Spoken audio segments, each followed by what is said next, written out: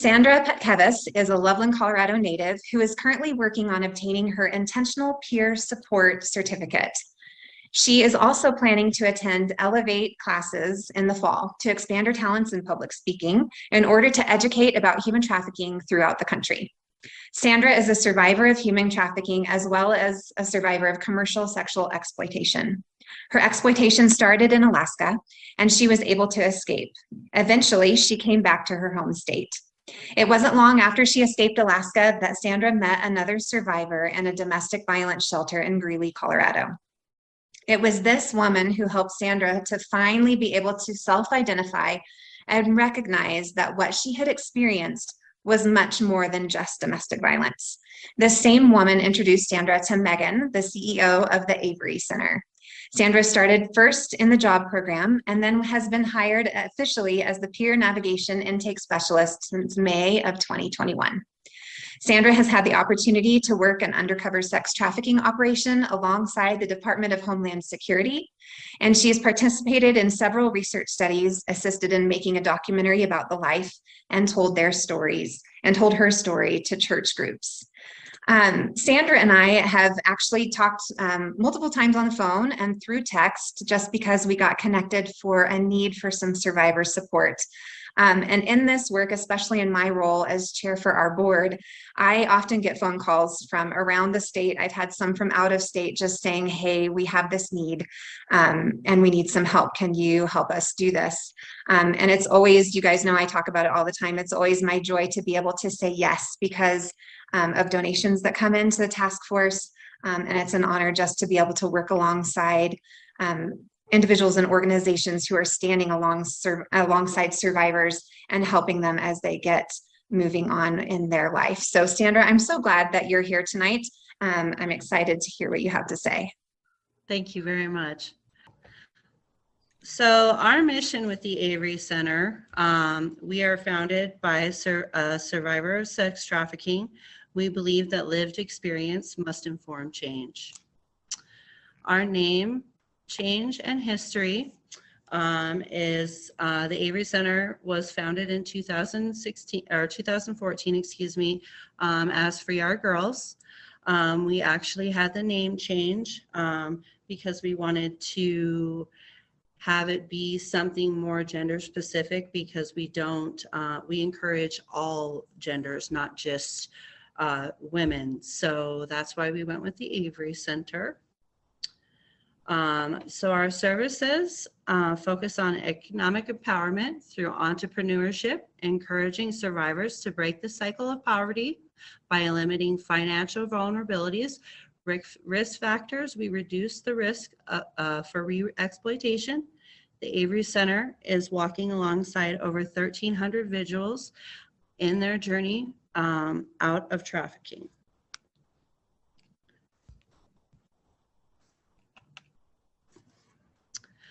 We have an economic empower program. It's called the job program. We have one current participant, and what that looks like is we have a partnership with Beauty Renewed, where survivors make jewelry. I do have a pair of earrings that I helped design. They're called Sandra Seed Bead Hoops. And it's just really fun and healing to be in a space with other survivors and do something that's not only healing, but being able to connect with other people, I feel is really important. And so it's been really successful. I was the first job program participant back in 2016, whenever we were selling donations on eBay and Amazon. And it was really fun. So it's really great to see what the job program now has become and is. Moving right along to our care package program. We do have a care package program, and it is a year-long program where you don't have to have an intake to get a care package. It is a year-long, and every month they would receive things like self-care items, affirmations. There was crystals in there one time, a candle, essential oils, all kinds of really neat stuff. And People really seem to love these and just grasp onto this. And so we actually have a list going right now, as it is a very high flux with this. We're hoping to get up to 200 care packages within the year going into next. Next is our housing program. Our housing program is for survivors and their families to get reintegrated back into society. So we work with our clients from the beginning all the way through the end. So if they have barriers with their eviction, we get them connected to services to be able to clear those evictions and work with them and go with them to the apartments to help them find housing. It's been really fun. We actually currently have 5 clients housed.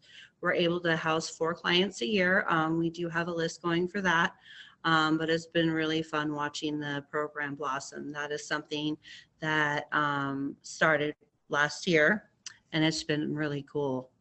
So then next is our day service program. We do offer showers, laundry. We have a therapy room where they can just sleep, chill, relax. We have like a little snack area where they can eat and just be in a space with other survivors and be able to just feel safe. And we do have hygiene items and stuff that we offer our clients, which has been a really huge need of ours that we are still trying to fill, being able to have these hygiene items to offer them to use in passing. We have awareness training. We offer introductory and intermediate training sessions that educate on realities of sex trafficking in the United States, as well as custom and advanced sessions for those already well-versed in the basic issues of domestic trafficking. Our research arm focuses on advocating and evaluating demand and harm reduction frameworks to identify, hold accountable those that fuel exploitation, and to better identify, intervene, and empower those who have experienced exploitation. Our operations include academic research publications, consulting and training, policy and advocacy. We do offer support groups and therapy. We offer Ending the Game, a survivor written curriculum that supports for support groups. Meetings are held online and available to anyone across country. Equine therapy and group music therapy, My Life, My Choice Youth Empowerment, and Survivor's Guide to Money Workbook. I have personally done some of these, and so they have been super helpful and very popular. And so for the services for peer support, we do have to do an intake to be able to qualify to get any of those peer supports. And how we partner with the community. We accept referrals for folks who need ongoing services. We host research and service interns every semester. We accept volunteers to help with care package and donation drives. We accept in-kind financial donations to support our mission. And that's kind of what I got there. So Sandra, I have a question. Sure. What are the ways that community members, either in the direct area or other community members in Colorado, can best support the work that the Avery Center is doing? So the biggest needs right now that we're facing, and I am the first point of contact for clients, and so like the biggest basic needs right now are funding for phones, funding for transportation outside of leaving their trafficker, moving expenses, because now we have this housing program and we're having issues trying to find funding for them to have a mover to help them move their furniture to their new home. And also, you know, like some of them, like have storage units, so they need help paying for storage units. And also people who are leaving the life. I've ran into clients who just want to change their appearance and feel good about themselves. So like dyeing their hair, like just a little gift card to get them some hair dye and get their nails done or something. And then also with our day services, the hygiene items are very big: tampons, shampoo and conditioner, brushes, combs, all of those types of things, self-care, harm reduction, all of that stuff.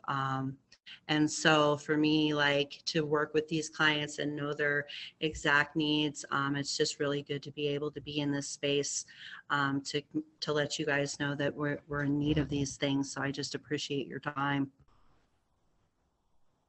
Thank you. Thank you. And also another question is, where do you see need that you would like to be able to expand and move into as far as partnering with survivors, areas that maybe you haven't yet been able to engage, but where you see need and you would like to be able to move into?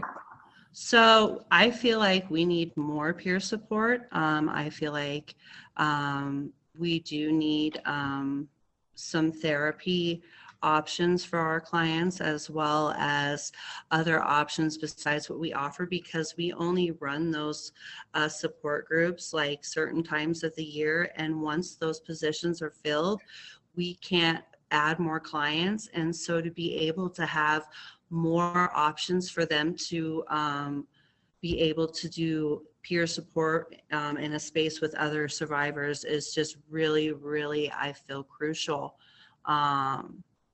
Because I've been able to be in those spaces, and it really is immense.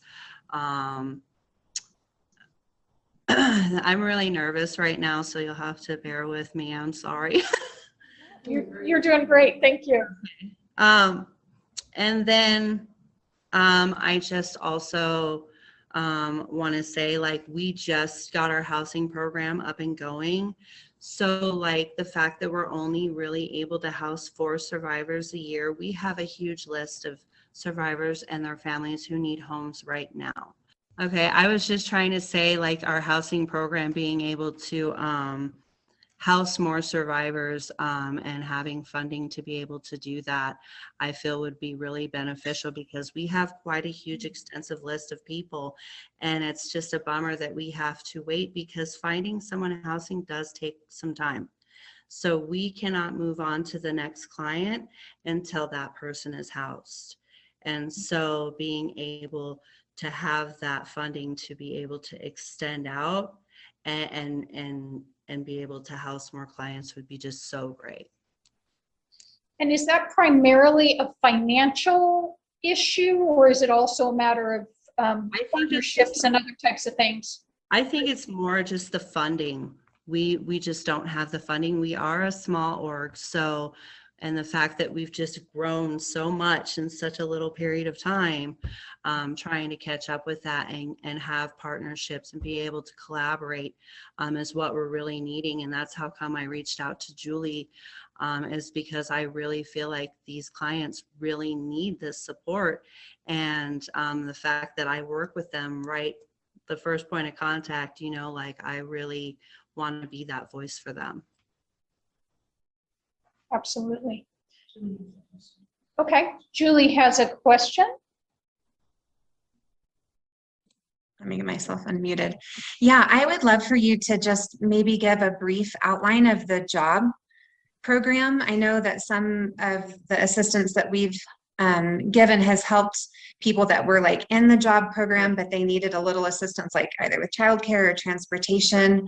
Like, how does that work? How do you find these people? Like, I assume they just kind of contact you and they want to get involved in the job program, but then what, like, is there training? What all does that entail?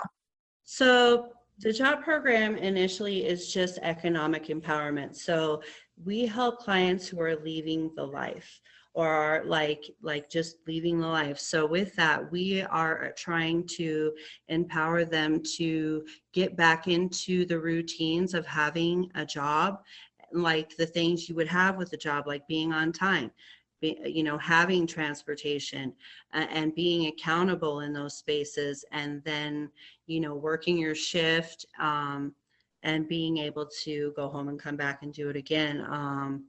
We encourage them to set some goals for themselves. So my goal was to do peer support when I was in the job program. And so with that, over time, I have done a lot of training in surrounding peer support, mental health first aid, all kinds of stuff like that. So another client wanted to have their own food truck. So we're preparing them that process of being able to own their own food truck, trailer, and things like that. So it's really just to empower them to want to be their best self, and making jewelry and being in spaces with other survivors and having that support to help them want to be better and not have to go back to the life or have that as an option anymore, and have some stability and get them ready for the workforce. Yeah, that's so crucial. I know I do some work with the court systems here in families that are in crisis, and even just those first little steps, helping them figure out, like, these are the things I actually have to do to survive, it's crucial to get them back on their feet. And I appreciate that you guys do that. And I know, like, other people are like, well, why don't we just give them this? Why don't we just, like, they need this, let's just give it to them. And I know it was either you or Jacqueline that I was talking to, that you're like, we're actually trying to empower them to reach out themselves. Yes. And I know it's like, sometimes it seems really harsh, but it's one of those things of, like, give them that empowerment, and, like, we believe in them and we want them to believe in themselves. So, and that road as well as anybody out there. Absolutely. So the biggest thing of all is trying to be able to speak up for yourself and advocate for what you need. And so if they're not able to do that, like, we do some hand holding, but we try to refrain from that, because it gets that habit of them wanting to rely on you to do it instead of them trying to do it for themselves. And if you're trying to empower someone, you want to have them be able to make those steps to want to change the cycle that they're in. So, and it's been really helpful for me. It's changed my life, being with the Avery Center. And here I am talking to you wonderful people about this amazing thing. So it just means so much to me. Thank you. Excellent. I want to give another opportunity for a question. Yeah, come on up, Jamie. Thank you for speaking. This has been marvelous. You mentioned at the outset, and the expression was self-identify, and this kind of was a zinger for me. And I wanted you to discuss that more. I understand what you mean by that. And I want you to discuss that more. And I want you to discuss how you observe at the Avery Center, how that matter is, where people are coming to that, how they're coming to that, how well that's happening, how you're helping people to do that. And even just how important that is as a step for wellness, or toward wellness for survivors. Sure. So I think being educated is very, very important.